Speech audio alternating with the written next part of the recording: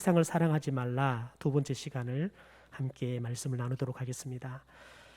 지난주에 사도 요한이 에베소 교회 성도들을 향해서 자녀들아 이렇게 호칭을 불렀는데 13절부터 이 자녀들아 호칭이 아비들아, 청년들아, 또 아이들아 이렇게 영적인 성숙도에 맞게 부르고 또한 그 단계에 맞는 말씀을 주는 것들을 저희들이 좀 살펴봤지요.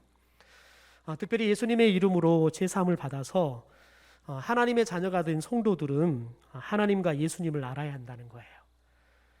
그리고 동시에 말씀 안에 악한 자를 이겨가는 삶, 그것도 한 번만 이기는 것이 아니라 지속적으로 승리할 수 있는 삶을 살아가는 게 바로 성도라는 겁니다. 그러기 위해서 필요한 게 뭐냐면 사랑이라는 거예요. 그래서 우리가 하나님을 사랑하고 형제를 사랑해야 계속해서 하나님도 또 예수님도 알고 말씀 안에서 악한 자, 다시 말해 사탄을 이길 수 있다는 겁니다.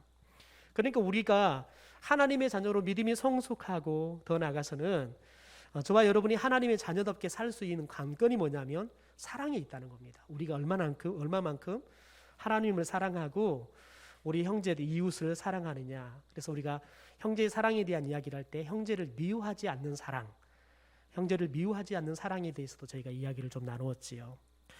여러분, 그래서 요한 1서를 우리가 쭉 읽으면서 사랑에 대해서 이렇게 사랑이라는 단어를 동그라미를 치면 무려 이 사랑이라는 단어가 30번이나 나옵니다. 여러분, 그런데 마태복음에 보면 사랑이 몇 번 나오냐면 12번이 나옵니다. 또 누가복음에는 13번이 나옵니다. 저와 여러분이 잘 알고 있는 사랑장에 있는 고린도전서에는 이 사랑이라는 단어가 18번 나옵니다. 여러분, 그런데 딱 5장뿐이 없는 이 요한 1서에 이 짧은 서신에 무려 30번이나 사랑이라는 단어가 나왔다는 거지요. 그러니까 사도 요한이 이 사랑에 대해서 얼마나 강조를 하고 있는지 저와 여러분이 이것을 통해서 이 사랑이라는 이 단어의 개수를 통해서도 우리가 충분히 알 수 있다는 겁니다. 그래서 요한 1서의 핵심적인 말씀이 뭐냐면 하나님이 사랑이기 때문에 하나님과 사귐이 있는 성도는 반드시 하나님을 사랑하고 형제를 내 이웃을 사랑하라는 이 계명을 잘 지키는 삶을 살아야 한다는 거지요. 그래서 하나님께서 우리가 하나님을 사랑하고 이웃을 사랑하는데 어떻게 사랑해야 되느냐, 그 모델을 제시하는 게 뭐냐면 내가 너희를 사랑한 것 같이 너희들이 서로 사랑하라라고 이야기를 하는 거예요. 그러니까 하나님께서 우리를 사랑해 주셔서 야, 사랑은 이렇게 하는 거야 먼저 가르쳐 주시고 보여주시고 그 사랑을 할 때 우리가 어떤 감동이 있는지 뭐가 좋은지 이것들을 충분히 느끼고 난 다음에 그것을 가지고 하나님도 사랑하고 또 이웃도 사랑하는, 그러되 그냥 일방적으로 어떤 사람만 사랑하는 것이 아니라 함께 서로 사랑하라는 거예요. 서로 사랑하라는 거예요. 여러분, 처음에는 누군가 한 사람이 일방적으로 사랑할 수 있겠지요. 여러분, 그런데 시간이 지나면 지날수록 사랑을 하는 사람도 또 사랑을 받던 사람도 이제 그 사랑 때문에 성숙해지면 이제는 사랑을 받은 것처럼 사랑하는 사람이 되어지는 거죠. 그래서 하나님께서 우리에게 궁극적으로 하나님의 자녀답게 사는 게 뭐냐? 하나님이 우리를 사랑한 것처럼 우리들이 서로 사랑하며 살아라는 거예요. 그리고 제가 여러분을 사랑할 때에도 하나님이 나를 사랑한 것처럼 여러분을 사랑해야 되고, 여러분이 목사를 사랑하는 것도 하나님이 여러분을 사랑한 것처럼 여러분도 목사를 서로 사랑한다 그러면 여러분, 그것처럼 행복하고 그것처럼 아름다운 모습이 어디 있을까요?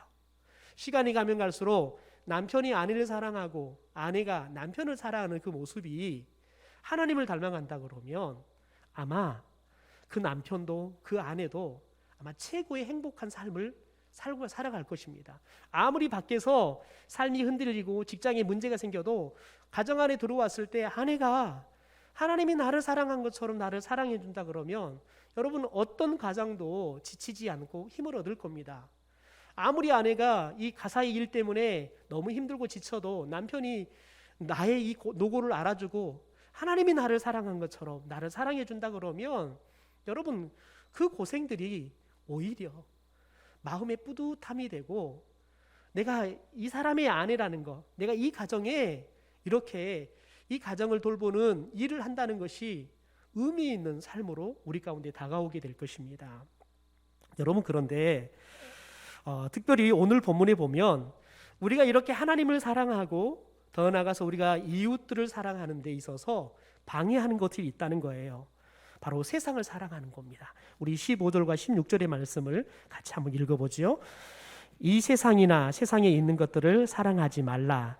누구든지 세상을 사랑하면 아버지의 사랑이 그 안에 있지 아니하니 이는 세상에 있는 모든 것이 육신의 정욕과 안목의 정욕과 이생의 자랑이니 다 아버지께로부터 온 것이 아니요 세상으로부터 온 것이라.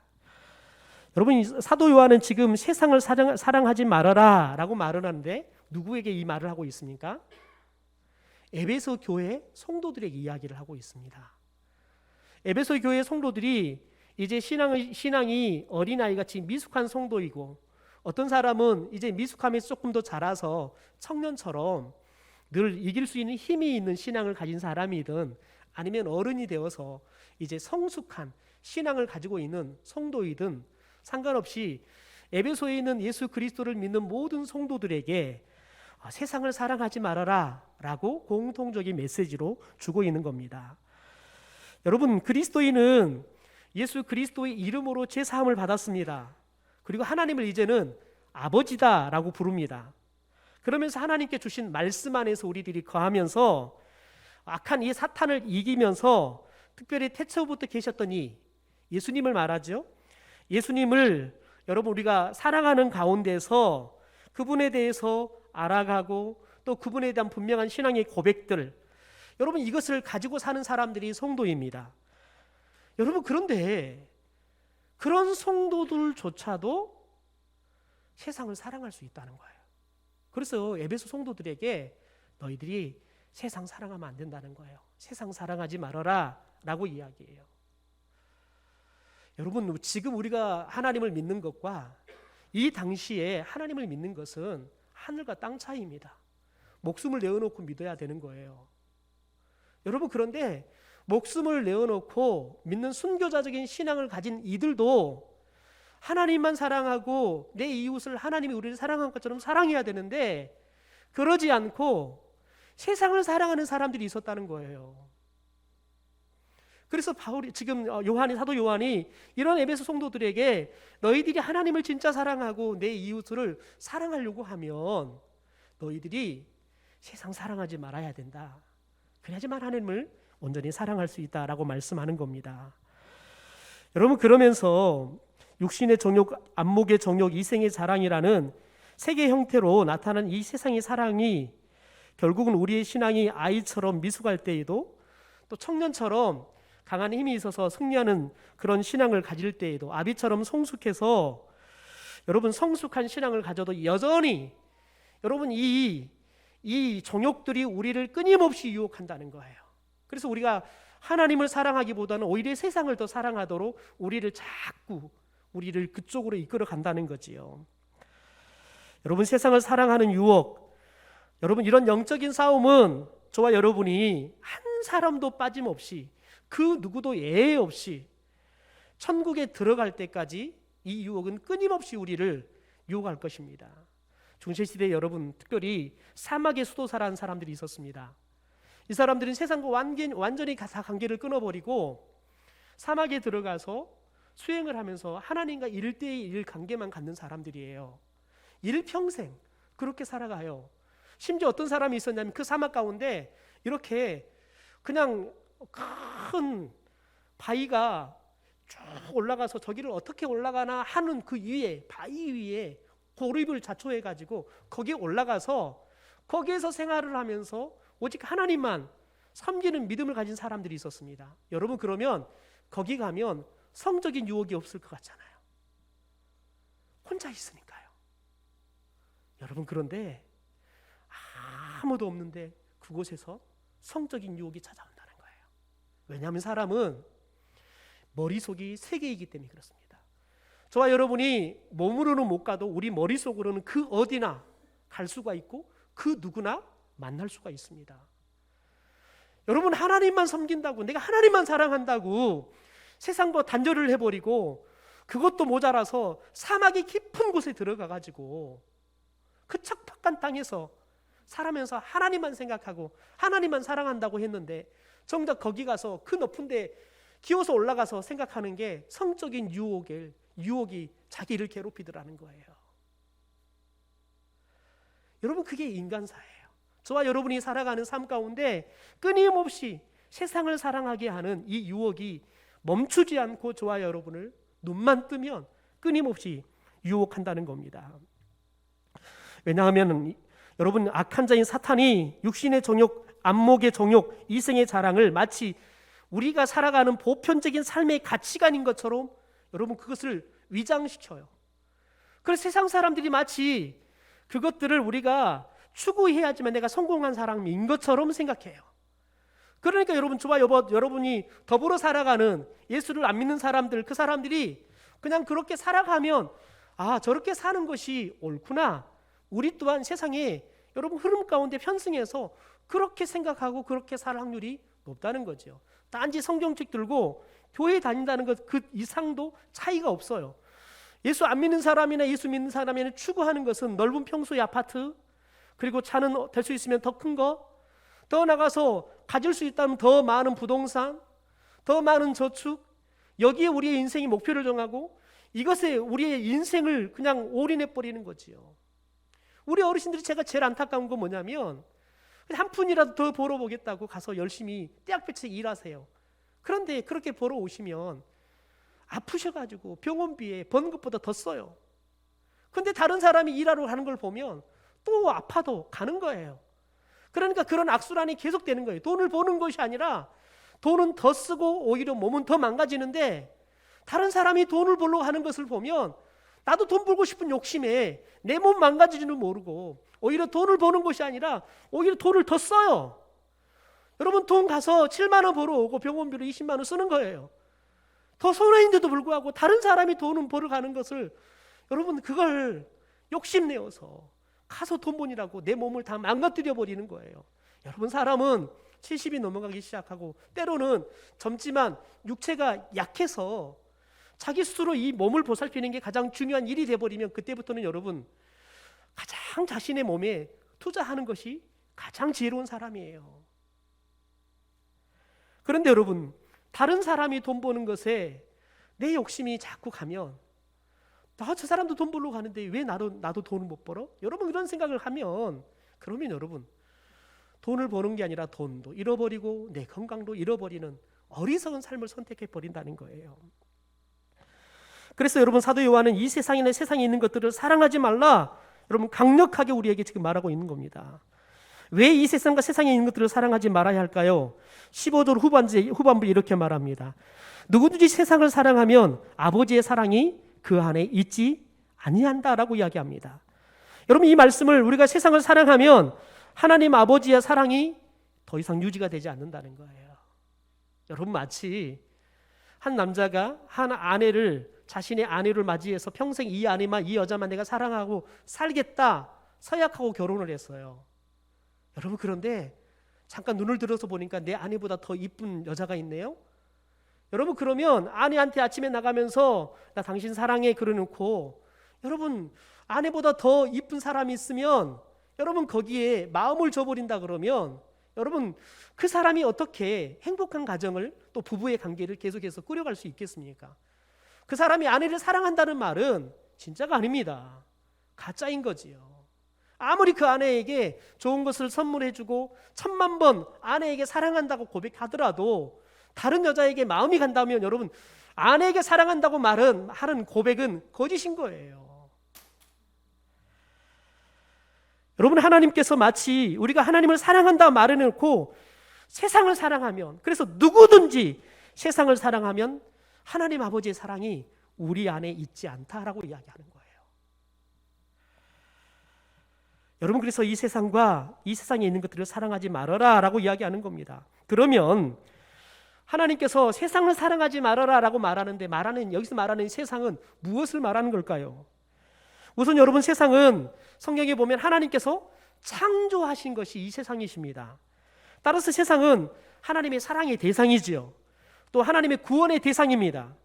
그래서 사도 요한은 요한복음에서 예수님을 뭐라고 말하냐면 하나님이 창조하신 세상에 빛으로 오셨다라고 이야기를 해요. 더 나아가서는 세상을 구원하기 위해서 세상에 구주로 오셨다라고 이야기를 해요. 또한 예수님께서 이 세상 죄를 지고 가는 하나님의 어린 양이다 라고 소개하는 겁니다. 그러니까 여기서 말하는 세상은 우리가 사랑해야 할 세상인 겁니다.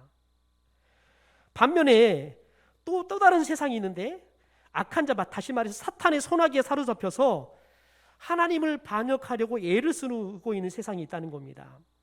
여러분, 그래서 말씀이 되고 빛이 되신 하나님의 아들이신 예수님께서 세상에 왔을 때 여러분, 그런 세상은 예수님을 알아보지 못했대요. 또 미워했대요. 그래서 결국 예수님을 십자가에 못 박아서 죽였대요. 이것도 세상이라고 이야기를 해요. 여러분, 그러면 세상이 이런 세상에 대해서 사도 바울이 에베소 2장 2절에서 뭐라고 소개하는지 한번 들어보십시오. 현대어 성경입니다. 세상 사람들과 마찬가지로 세속적인 풍조에 젖어 살았고 마음에는 죄악만이 가득 찼습니다. 공중을 다스리는 세력자인 사단에게 붙잡혀서 그가 시키는 대로 따라 할 뿐이었습니다. 이 사단은 지금도 주님을 대항하는 자들의 마음속에서 활동하고 있습니다.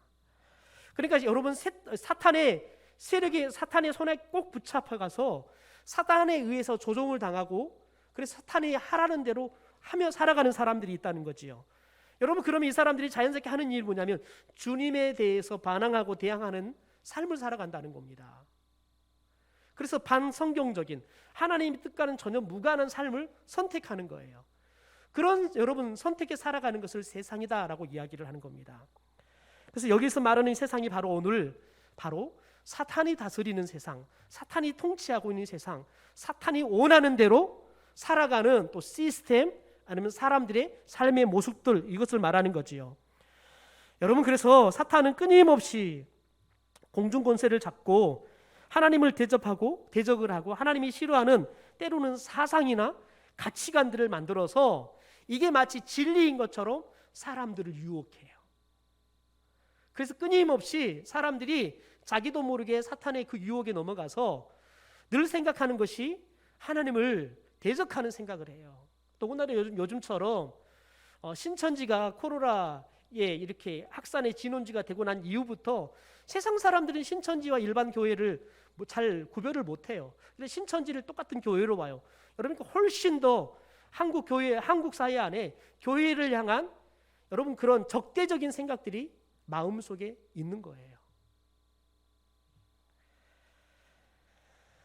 여러분, 그래서 하나님은 이런 세상을 사랑하지 말아라 라고 이야기를 하는 거지요. 그런데 불행하게도 그런 댓글들을 보면 많은 그리스도인들이 나도 교회를 다니지만 참 요즘 그리스도인들 답이 없습니다. 그렇게 이야기를 해요. 맞는 소리인 것 같지만 여러분, 세상 사람들이 옳은 소리를 하고 있는 것처럼 보이지만 그게 옳은 소리가 아니라 사탄에 의해서 조종을 당하고 있는 거예요. 그런데 자기도 모르게 그런 이야기에, 그런 주장에 편승해 버리는 거지요. 여러분, 그러면 세상을 사랑하는 사람이 돼버리는 겁니다. 여러분, 다음에 이야기하는 게 뭐냐면 이 세상에 있는 것들을 사랑하지 말아라 라고 말을 해요. 그러면 여러분, 이 세상에 있는 것들, 그게 뭐를 말하는 걸까요? 16절 앞부분을 보십시오. 이는 세상에 있는 모든 것이 육신의 정욕, 안목의 정욕, 이생의 자랑이다 라고 이야기해요. 그러니까 세상에 있는 것들을 사랑하지 말라 그러는데 세 가지로 이야기를 하고 있습니다. 첫째는 육신의 정욕입니다. 여러분, 여기서 말하는 정욕이라는 말을 헬라어로 에피디미아라는 말로 이게 쓰는데요. 여러분, 이런 뜻으로 언제 많이 쓰냐면 특별히 성적인 욕망들이나 물질적인 욕망, 그리고 다른 사람의 재물을 탐하는 그런 탐심을 표현할 때 많이 씁니다. 그래서 다른 성경에서 보면 육체의 정욕, 이렇게 이 정욕이라는 말, 에피디미아라는 말로 쓰고 있는 것들을 보게 됩니다. 그러니까 사람이 이성적인 게 아니라 육체적인 욕망을 따라서 판단하고 행동하는 것들을 이야기를 하는 거지요. 여러분, 사람들이 요즘 얼마나 성적인 범죄들이 많이 나타나고 있습니까? 여러분, 우리가 상상할 수 없는 성적인 범죄들이 일어나고 있습니다.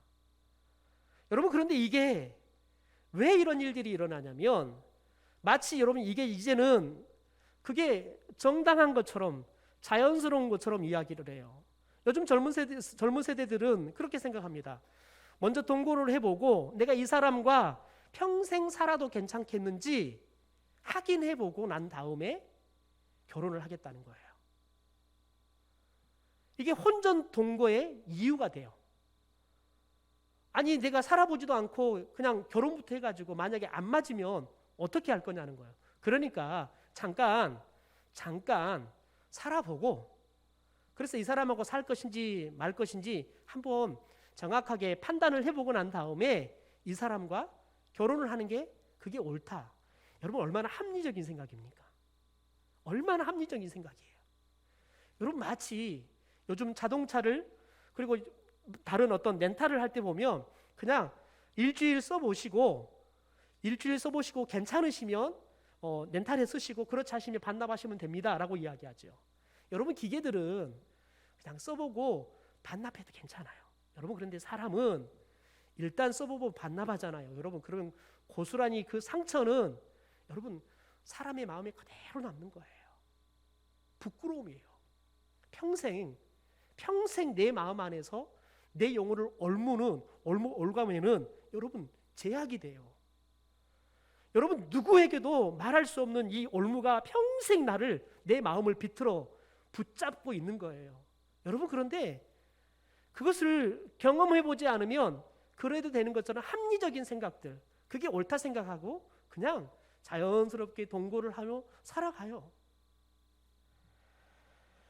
두 번째 여러분, 안목의 정욕입니다. 안목이라는 건 눈을 말하죠. 눈으로 봄으로 인해 생겨난 욕심을 말합니다. 견물생심을 말하는 거지요. 여러분 보지 않으면 욕심이 생기지 않을 텐데 보았기 때문에 생겨나는 욕망을 말합니다. 여러분 인류의 최초의 범죄가 바로 이 안목의 정욕 때문에 생기지 않습니까?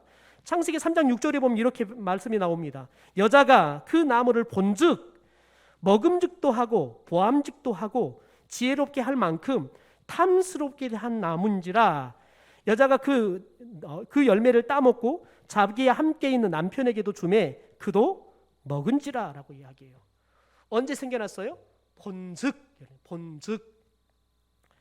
여러분 볼 때 보니까 여러분 그것이 따먹고 싶은 욕심이 생기는 거예요. 여러분 지금까지 이 선악을 알게 하는 나무를 그리고 나무 열매를 아담과 하가 보지 않았을까요? 사탄이 뱀 속에 들어가서 유혹하기 전까지 끊임없이 매일마다 봤어요. 여러분 그런데 봤는데 그때까지는 무엇을 중심으로 봤냐면 하나님의 말씀을 가지고 본 거예요. 근데 보면 먹지 말아야 될 거 그러는 거죠. 여러분 그런데 사탄의 말이 딱 들어와서 그 말이 내 귀에 꽂히고 내 마음에 딱 꽂혀버리니까 사탄이 그러잖아요. 너 저거 먹으면 너가 하나님같이 같이 될 거야.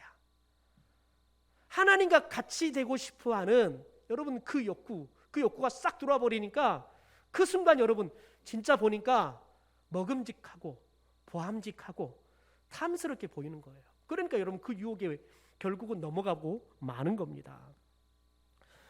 다윗을 보십시오. 이 다윗은 안목의 정욕 때문에 성적인 범죄에 빠져버리고 맙니다. 여러분 다윗이 해질녘에 옥상에 올라갔다가 마침 여러분 저 멀리 보이는 밧세바가 옥상에서 목욕하고 있는 모습을 보게 돼요. 여러분 보지 않았으면 생기지 않을 문제예요. 그런데 옥상에 올라갔다 남의 집 옥상에서 지금 목욕하고 있는 이 밧세바의 모습을 봐요. 그러니까 여러분 이 안목의 정욕에 그가 완전히 빠져버리는 겁니다. 그러니까 결국은 남의 집의 아내, 그것도 자신의 충신, 우리아는 자신을 위해서 국가를 위해 지금 나가서 전선에서 최전선에 싸우고 있는데 자신은 지금 이 안궁에서 편하게 있으면서 자신의 충신의 아내를 이 안목의 정욕을 못 이겨가지고 결국은 범하는 문제가 생겨요. 그것이 그 죄를 감추려고 결국은 전쟁터에서 한참 싸우고 있는 우리아를 불러다가 밧세바 잠자리를 내서 아이가 생기게 해서 그게 자기 때문에 생긴 게 아니라 우리아 때문에 생긴 걸로 위장하려다가 결국 실패하니까 결국은 우리아를 최전선에 내보내가지고 죽여버리는 거예요. 여러분 그게 안목의 정욕에서 시작이 됐다는 거죠. 그러므로 여러분 저와 여러분이 눈을 조심해야 되는 거예요. 보는 걸 조심해야 되는 거예요. 왜냐하면 그 어느 시대보다 우리가 살아가고 있는 이 시대가 이 안목의 적용이 가장 우리를 많이 유혹하기 때문에 그렇습니다. 예전엔 여러분 볼 게 별로 없었어요. 텔레비전도 동네 한 집에라도 있었잖아요. 여러분 그런데 지금은 어린 애들조차도 볼 수 있는 게 손에 있어요. 그냥.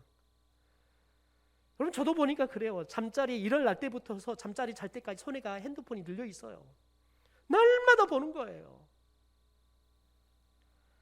그래서 여러분 그 어느 때보다 이 안목의 종욕에 저와 여러분이 가장 취약한 시대를 살고 있는 겁니다. 세 번째는 여러분 이생의 자랑입니다. 이 이생이라는 단어는 헬라어로 비오스입니다.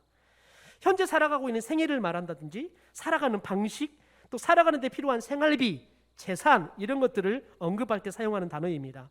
그런데 또 다른 성경에 보면 어떻게 번역을 하냐면 삶에 대한 자랑, 살림에 대한 자랑, 재산을 자랑하는 것, 가지고 있는 것과 하고 있는 것들에 대한 자랑 이렇게 또 번역하기도 합니다. 그러니까 여러분 지금 한마디로 말하면 이생의 자랑은 자기 영광을 추구하는 삶의 방식인 거죠. 자기를 드높이기 위해서, 자신을 다른 사람들에게 자랑하고 높이기 위해서 하는 여러분 그런 유혹이 바로 이생의 자랑이라는 겁니다. 집을 사면 자랑하죠. 그래서 꼭 집들이를 하려고 그러는 거예요. 더 나아가서 여러분 차를 사면 꼭 여러분 다른 사람들에게 시승해 주죠. 왜요? 자랑하려고요. 또 여러분 남편을 자랑하죠. 우리 남편이 어디에서 다닌다. 우리 남편은 어디 대학 나왔다. 우리 남편은 연봉이 얼마다. 또 자식 자랑하지요. 우리 자식은 공부를 어떻게 하고 우리 자식이 어디 대학 갔고 어디 직장 다닌다. 또 돈을 자랑하지요. 우리가 도대체 돈이 얼마나 많은지 땅이 얼마나 많은지 자랑하지요. 또 권력을 자랑합니다. 우리 남편 우리 자식이 어디까지 진급했다. 여러분 그래서 꼭 인사철 되면 현수막 붙잖아요. 누구 집에 장남이 어디에 됐다. 이런 거 붙잖아요. 자기 자랑인 거예요. 더 나가서 애모를 자랑합니다. 그래서 여러분 애모 자랑을 통해 사람한테 인생을 받고 싶어요. 또 박수도 받고 칭찬도 받고 싶어요. 여러분 이 욕망에 사로잡히기 시작하면 여러분 끊임없이 내 자신을 결국은 망가뜨리는 삶을 살게 되어 있어요. 많은 사람들이 여러분 이 애모를 갖으려고 얼마나 많은 돈을 투자합니까? 그런데 여러분 투자하면 투자할수록 이제 세월 앞에서 망가지기 시작하면 오히려 얼굴이 훨씬 더 부자인 손에 인간의 얼굴이 돼버리고 말아요. 여러분 이게 이생의 자랑의 결과예요. 여러분 사람들이 모여 앉아서 나누는 이야기 99%가 바로 이 세 가지의 범주에 들어간다고 이야기를 해요. 많이 가지는 이야기, 많이 즐기는 이야기, 잘 먹고 잘 입기 한 방식이 뭔지, 좀 더 편안하게 살고 싶은 이야기, 이런 게 우리 주를 이룬다는 거지요. 여러분 요즘 사람들은 어떻게 하면 더 즐기며 살 것인가? 이게 소적거리예요. 페이스북에 올리면 여러분 그 장소가 그 식장이 여러분 그 다음날 가면 박이 터져요. 여러분 이게 우리의 삶의 주제가 돼버리고 목표가 돼버리면 저와 여러분이 하나님을 사랑할 수 없다는 거예요. 그런데 여러분 왜 이런 것들을 사랑하지 말라고 말하느냐? 그 이유를 16절 후반부에 다시 한번 읽어보겠습니다. 같이 읽죠. 시작. 다 아버지께로부터 온 것이 아니요 세상으로부터 온 것이다. 왜냐하면 이 모든 것들은 하나님으로부터 온 게 아니라 세상으로부터 온 것이기 때문에 그렇다는 거지요. 하나님이 주신 게 아니라는 거예요. 여러분 하나님이 주시지 않는 것을 탐하는 것은 죄예요. 아담과 하와에게 하나님의 에덴 동산의 모든 것을 다 맡겼습니다. 딱 한 가지, 에덴 중앙에 있는 선악을 알게 하는 나무 열매를 먹지 말아라. 먹으면 너가 정령 죽을 것이다. 경고했어요. 여러분 그런데 사탄의 유혹에 넘어가기 시작하니까 하나님이 준 것들 그 많은 것들이 있는데 그것은 먹지 않아요. 하나님이 허락하지 않는 선악을 알게 하는 그 나무 열매를 따먹고 마는 거예요. 여러분 보십시오. 이걸 따먹을 때 보면 이 세 가지 욕망이 다 생겨나요. 여러분 사탄이 너가 이거 먹으면 하나님과 같이 된다. 이생의 자랑에 여러분 이게 시작이 되는 거예요. 그래서 이 말을 듣고 나니까요. 이생의 자랑을 하고 싶은 욕구가 생기니까요. 그 순간 선악을 알게 하는 나무가 먹음직스럽다는 거예요. 여러분 육체의 종욕인 거예요. 보암직하고 탐스럽게 보여요. 이게 바로 안목의 종욕에 빠져버리는 겁니다. 더 나아가서 여러분 하하가 이 유혹에 빠졌더니 여러분 하하가 아담에게 똑같이 이 말을 했더니 아담 또한 똑같이 이 유혹에 빠져버리는 거예요. 여러분 우리가 이 세상과 이 세상의 것들을 사랑하면 우리 안에 하나님의 사랑이 그래서 없어져 버리는 거예요. 그런데 문제는 뭐냐면 이것을 알매도 불구하고 우리가 하나님도 사랑하고 세상도 사랑하려고 하는 이중적인 마음을 자꾸 가지려고 한다는 거지요. 여러분, 구약 성경에 등장하는 이스라엘 백성들이 그랬어요. 하나님을 사랑한다고 말해요. 그래서 하나님께 예배도 해요. 그런데 정작 삶의 자리로 돌아가면 누구를 섬깁니까? 바알을 섬기고 아세라를 섬겼어요. 그러니까 여러분, 이들이 바알과 아세라의 육신적인 종욕, 안목의 종욕, 이생의 자랑을 자꾸 부추기니까요, 이 종욕에 넘어가 버리는 거예요. 그래서 결국은 그들이 하나님을 섬긴다고 하나님께 예배도 하면서 동시에 바알과 아세라도 사랑하게 되어지는 그 결과를 낳는데, 그들은 하나님도 사랑하고 이것도 사랑한다고 말하지만 하나님께서는 그렇게 보지 않아요. 이 바알과 아세라를 사랑하는 순간 하나님을 여러분 사랑하지 않는다고 보는 거죠. 그래서 하나님께서 그들을 심판하시는 겁니다. 여러분, 그런데 그렇게 살면 하나님과 원수가 돼버려요. 여러분, 이렇게 믿으면 하나님을 우상처럼 믿게 된다는 겁니다. 야고보서 2장 2절 말씀을 다시 한번 우리 현대 성경으로 같이 읽어보도록 하겠습니다. 같이 읽죠. 시작. 이 세상의 쾌락이라는 하나님의 원수와 가까워지는 것은 여러분 자신이 하나님의 원수가 된다는 것을 모르십니까? 한 번 더 말합니다만, 만일 여러분의 목적이 구원을 받지 못할 세상의 악한 쾌락을 즐기는 데 있다면 여러분은 하나님의 친구가 될 수 없습니다. 하나님의 친구가 되는 게 아니라 하나님과 원수가 된다는 거예요. 게다가 여러분, 성도가 육신의 종욕, 안목의 종욕, 이생의 자랑을 사랑하지 말할 더 중요한 이유가 한 가지 더 있습니다. 그것은 세상의 것들은, 우리가 사랑하는 세상과 세상의 것들은 유한하다는 거예요. 사라진다는 거예요. 17절의 말씀입니다. 현대 성경으로 제가 읽어드리겠습니다. 이 세상은 사라지고 이런 악한 욕망도 세상과 함께 사라질 것입니다. 그러나 항상 하나님의 뜻에 따라 행하는 사람은 영원히 살 것입니다. 여러분, 세상과 세상의 것들은 시간이 가면 다 사라져 없어집니다. 다 사라져 없어져요. 여러분, 우리가 그렇게 가지려고 애썼던 집도 시간이 지나면 못 써서 다 헐어야 돼요. 다 없어지는 거예요. 저와 여러분이 그렇게 안 늙으려고 애를 쓰고 가꿨는데 시간이 지나 보세요. 70대고 80대면 아무리 애를 써도 여러분, 늙어가는 거, 주름이 찾아오는 걸 막을 사람이 아무도 없어요. 여러분, 그런데 우리들은 사라져 없어져 버릴 것을 잡으려고 애를 쓴다는 거예요. 마치 여러분, 우리들이 여러분 사막에 있는 신기루처럼 잡으려는 순간 없어져 버릴 그 신기루처럼 세상의 것을 자꾸 사랑하고 가지려고 애를 쓴다는 거지요. 여러분, 그런데 사람들은 이런 것들을 갖고 이런 것들 때문에 자랑하고 산다는 거죠. 그런데 하나님께서 너희들이 이런 것 추구하지 말고 자랑하지 말라는 거예요.